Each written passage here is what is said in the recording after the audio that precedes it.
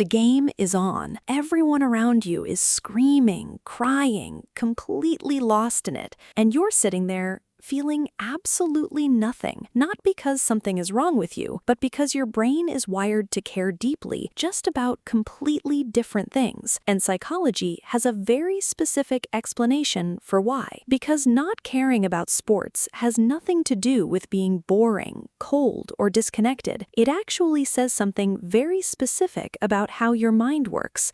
And once you hear it, you'll finally have the words for something you've felt your whole life. Sign 1. Your tribal instinct has a higher threshold. Sports fandom is rooted in ancient tribalism. Research shows that following a team triggers the same dopamine and testosterone responses as real competition.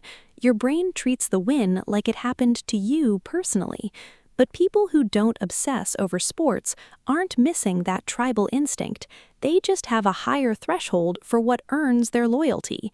They don't attach to a team based on geography or jersey color. They attach to ideas, values, and people who have actually earned it. That's not indifference, that's discernment. Sign 2. You invest your mental energy where it returns something.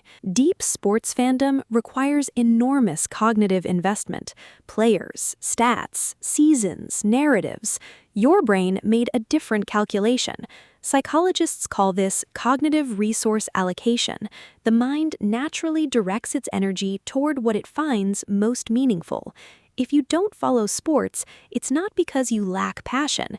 It's because your passion is somewhere else, and your brain refuses to spend itself on something that doesn't feed it back. Sign 3. You find identity from the inside, not the outside. One of the core psychological functions of sports fandom is identity, wearing the team, becoming part of something larger than yourself. Research by psychologist Daniel Wan on sports fan motivation found that fans absorb team wins as personal wins. It literally raises their self-esteem. But people who don't need that external boost tend to build identity internally through what they create, what they think, what they've actually done.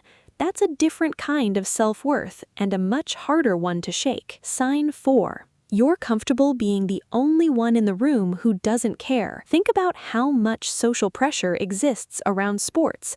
The office conversation, the group chat, the family gathering where not knowing the score makes you the odd one out, and yet you still don't pretend. That takes something. Psychology calls it a strong internal locus of control, the ability to stay grounded in your own values, even when the entire room is pulling you in a different direction. Most people fold under that pressure. You never did. Sign 5. Your passion isn't missing. It's just somewhere nobody expected. Here's what people misunderstand about you. You're not passionless. You're not cold. You probably feel things incredibly deeply, just not about a ball going into a net. Your intensity goes somewhere else, into music, into ideas, into people, into work that means something to you. The depth is all there. It just never followed the crowd to find its home. And that is one of the rarest things about you. So the next time someone looks at you like you're missing something because you don't care about the game, remember this: you're not missing the passion. You never were. You just refused to let someone else decide what yours should look like. And that's not something to explain. That's something to own. If this felt like it was written about you, drop it in the comments. I read every single one and share with someone who is just like you.